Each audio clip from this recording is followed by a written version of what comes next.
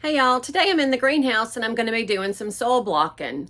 I'm a little late on getting some of my seeds started, so I've been a little stressed about it. I've gotten some pepper started, and I'll do a video on those. I actually started those in seed starting soil in my incubator, so they germinated really well, and I'll show you a video of that in the future. But today I'm making soil blocking to start some more seeds.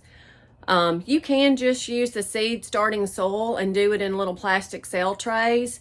That works fine, but I'm having a little trouble with those staying too moist and growing some mold and some fungus on top of the soil.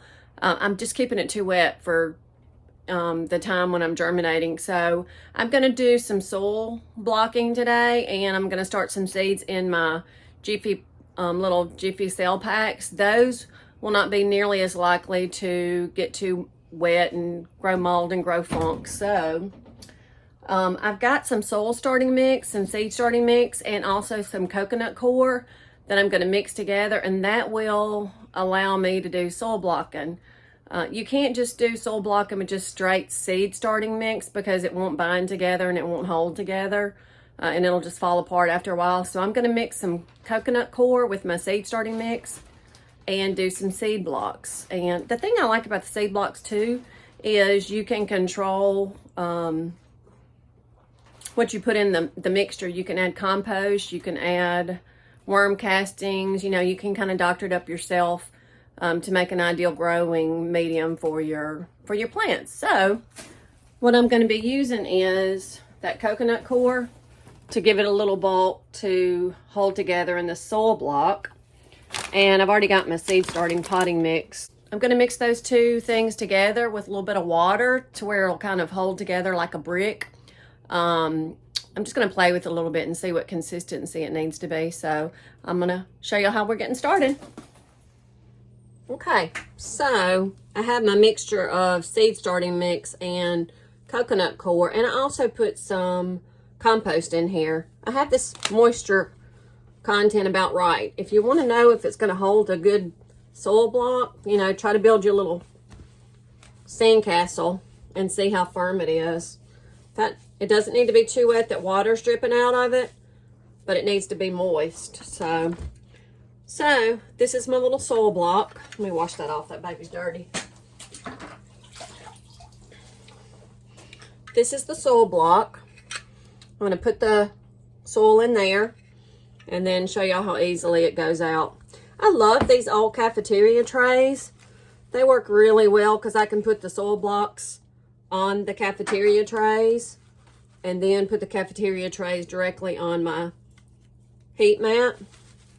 That works really well.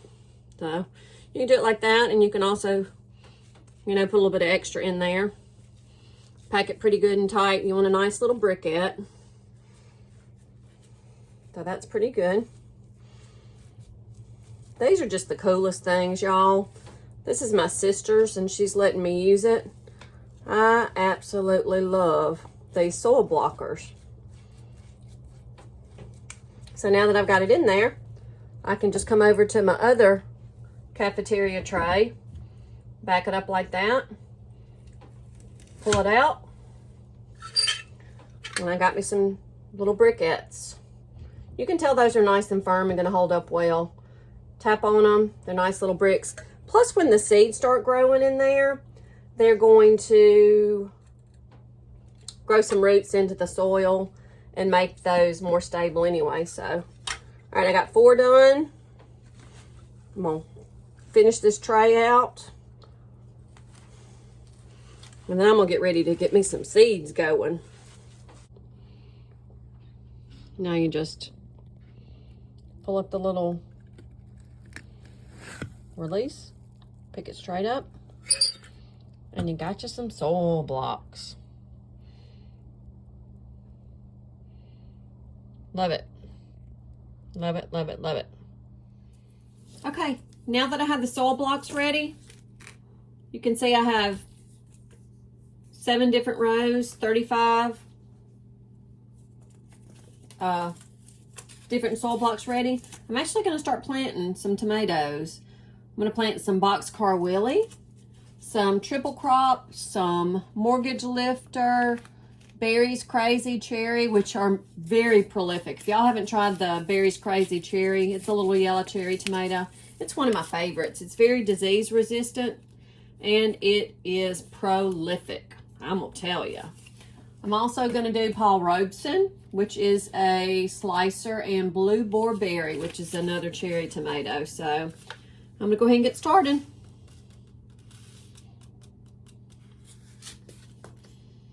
So I'm just going to drop a couple little seeds in the hole that I made. And then I'm going to cover them, cover these little holes. Actually, some of these I'm doing 3 seeds. I can always pull, oh goodness gracious, too many in that one. Cut me a little seed.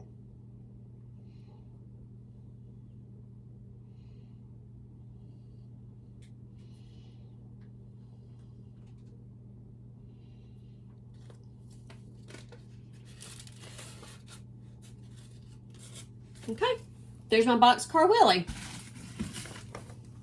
Now I will just get just a little bit of soil just to kind of cover it up a little bit. Okay, so now that I've got my tomato seeds in the soil blocks, I'm going to take them inside in my makeshift germination chamber. Basically, a germination chamber is just a box that has a set temperature to keep the seeds warm and also controls the humidity. So there are a lot of YouTube videos out there that you can watch that'll teach you how to make germination chambers. But this germination chamber I'm going to put these in is not fancy at all. It's just a plastic box that I've got sitting on top of a seed warming mat. So the seed warming mat's going to warm everything up, and there's going to be some water that's in the bottom of the tray that keeps the humidity. So with the right temperature and the right humidity, these seeds are going to germinate really well. One of the things that I want you to know is you don't have to have everything that I have to grow seeds. I don't have everything that other people have to grow seeds. I'm just using what I have.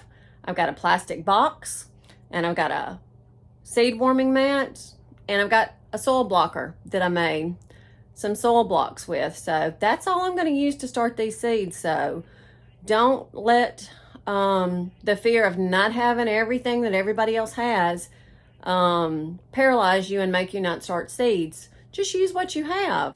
Look at that beautiful sunset back there. Isn't that beautiful? Huh. I love watching the sunset on that west ridge. All right, so I'm going to take these in and I'm going to show you my little cheap, easy, no frills germination chamber. Okay, so this is one of my germination chambers. I've just got a seed mat, just a warming mat.